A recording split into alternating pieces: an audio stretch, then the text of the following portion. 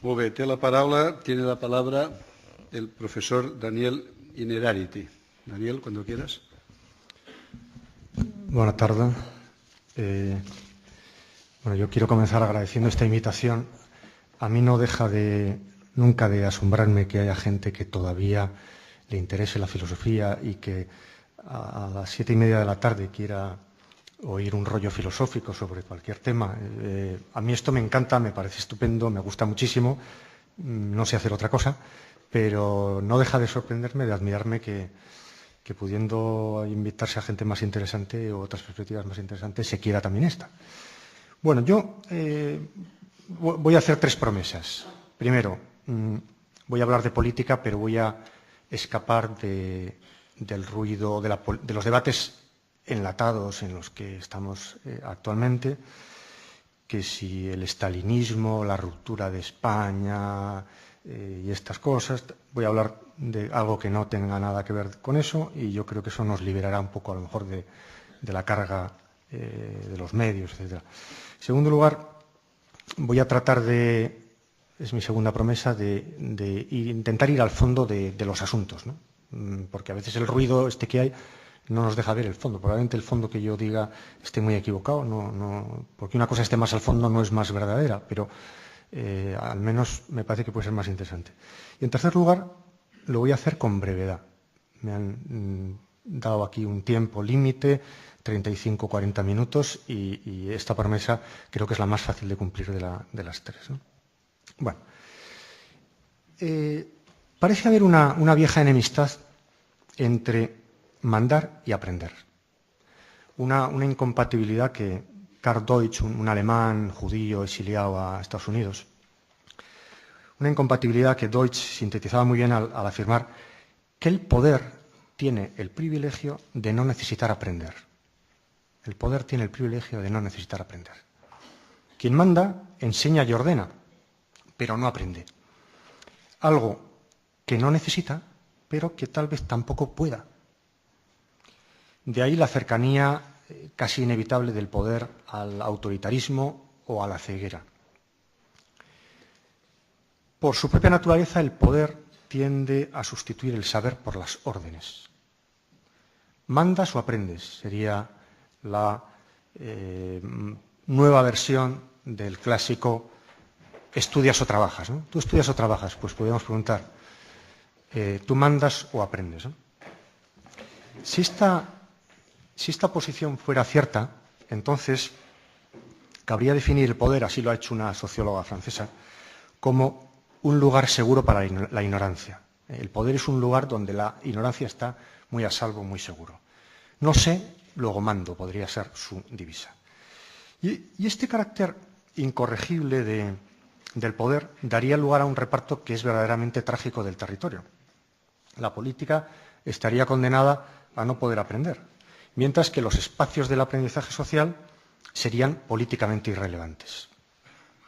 Bueno, voy a sostener que esto ya no es así, que pudo ser en algún tiempo, pero que ya no es así.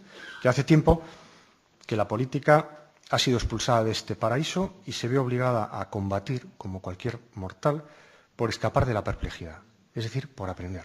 También la política tiene que aprender. En una sociedad inteligente, compleja, plural, todo el mundo, también la política, está obligado a elegir entre la autoridad ignorante o la deliberación inteligente.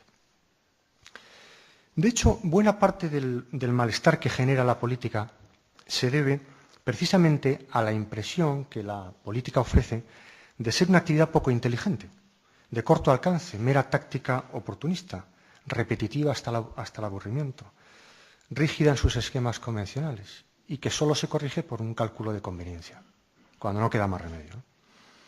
Una sociedad del conocimiento plantea a todos la exigencia de renovarse, y así parece haber ocurrido en todos los ámbitos.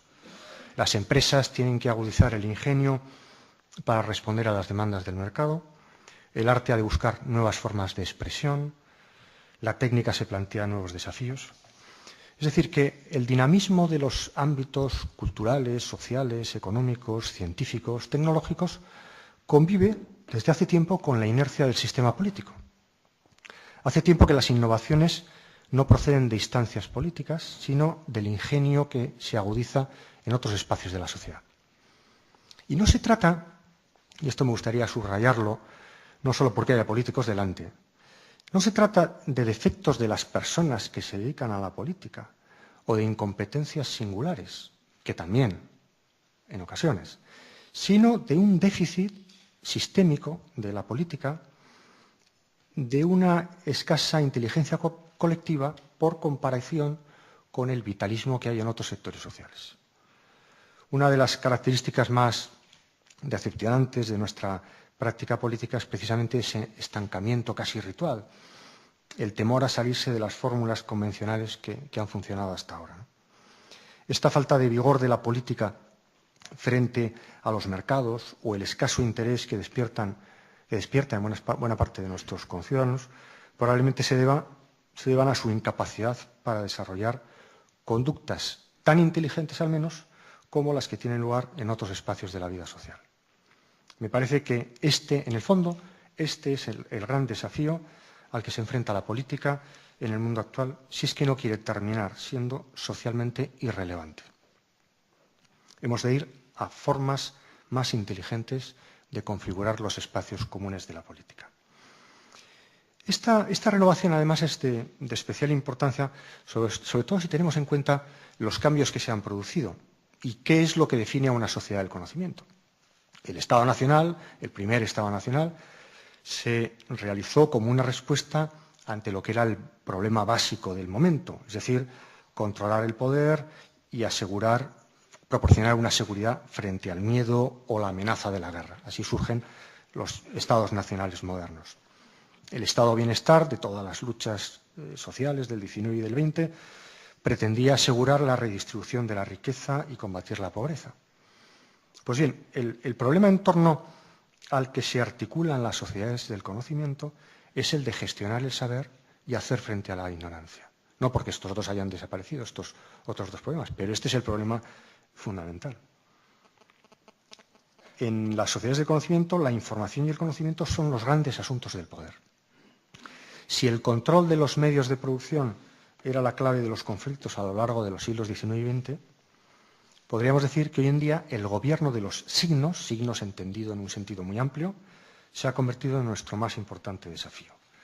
La organización del mundo se reestructura en torno a la gestión de los conocimientos. Y en una sociedad del conocimiento solo sobreviven los sistemas que están dispuestos y son capaces de aprender.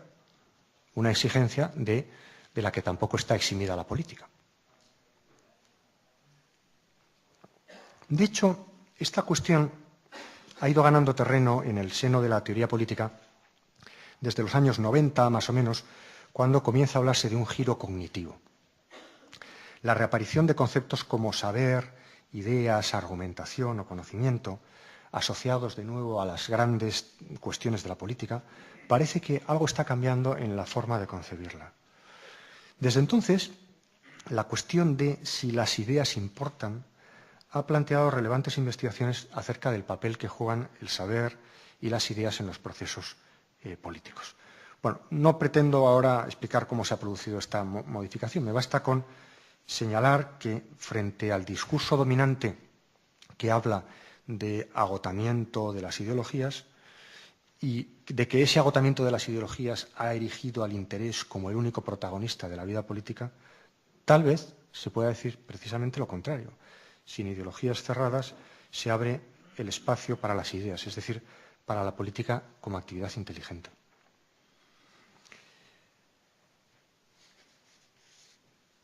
¿Cómo aprende o puede aprender el sistema político? Bueno, la primera condición para la inteligencia política es reconocer que, y esto lo solemos entender mal y sobre todo está en la base, el no haber entendido esto está en la base de todo el populismo que desprecia a la clase política. No haber entendido que la política es una actividad que tiene que tramitar más incertidumbre de la que impera en otras actividades humanas. Todos manejamos más o menos incertidumbre y tenemos que habérnosla con ella, pero la política es el lugar donde se condensa esta incertidumbre